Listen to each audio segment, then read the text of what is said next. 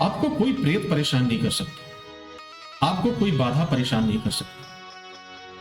भूत पिशाच, हाकनी साकनी डाकनी जितनी भी होगी, ये कभी आपको परेशान नहीं कर सकती। उपाय आपके पास है।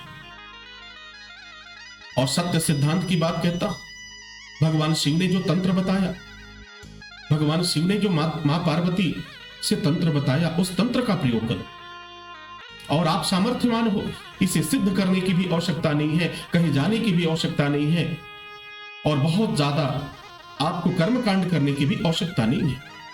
मात्र 3 दिवसों में अपनी समस्त समस्याओं को, समस्त बुराइयों को भूत भावन भगवान की महा अखंड धुनी में आप उसे समर्पित कर दीजिए। फिर आप देखो आपका जीवन किस तरह से धन्य होता है। जीवन में कभी भी ना तो प्रेत परेशान करेगा, ना पिशाच परेशान करेगा, ना भूत परेशान करेगा, कुछ भी परेशान नहीं करेगा। आपके जीवन में जितनी भी गूढ़ से गूढ़ समस्याएं हैं, बहुत दिनों से समस्याओं का अंत नहीं हुआ, आप काफी वर्षों से चक्कर लगा रहे हो, चारों तरफ दौड़ रहे हो, ओझा देखा, सोखा देखा, तांत्रिक देखा, तमाम तरह के लोगों को देखा, लेकिन आपकी समस्या हल नहीं हुई। आपकी समस्या जस की तस बनी रही। तो भूत भावन भगवान का जो तंत्र है, मुक्ति तंत्र है, उस मुक्ति तंत्र का प्रयोग करो। और यह मुक्ति तंत्र का प्रयोग कोई भी कर सकता है, माताएं, बहनें, बूढ़े, बच्चे, कोई भी कर सकता है। शर्त एक ही, आप जिस इष्ट को मानते हैं, जिस ईश्वर को मानते हैं, 3 दिनों तक आपको उसके नाम का मानसिक जप करना है। सोते हुए जप करो, जागते हुए जप करो, उठते हुए जप करो। 3 दिनों तक अपने आप को, अपने इष्ट का जप करना है। संख्या चाहे जितनी भी हो जाए, किसी माला की आवश्यकता नहीं है। अगर आप शिव के पुजारी हैं, शिव के भक्त हैं, तो ओम नमः शिवाय का जप करो। अगर आप वैष्णव हैं, राधा कृष्ण को मानते हैं, तो ओम नमो भगवते वासुदेवाय का जप करो। प्रभु श्री राम को मानते हैं, तो सीताराम का जप करो, जय जय श्री सीताराम का जप करो। मां दुर्गा को मानते हो, तो उनके नामों का जप करो। हनुमान जी महाराज को मानते हो, ओम हनुमते नमः का जप करो। 3 दिनों तक जप करना है।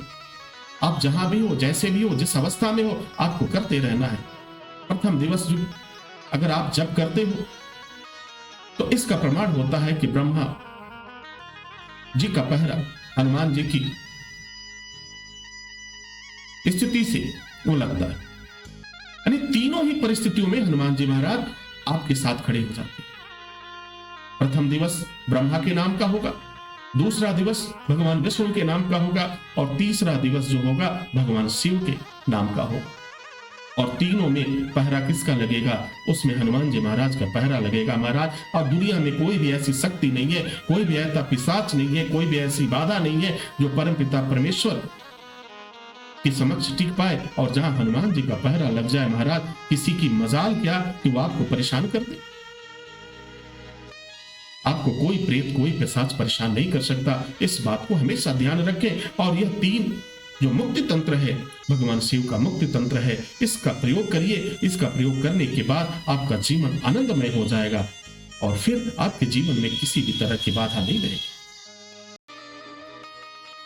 तो हनुमान जी महाराज आपके लिए तत्क्षण खड़े। कलयुग में हनुमान जी महाराज हर क्षण आपके समक्ष।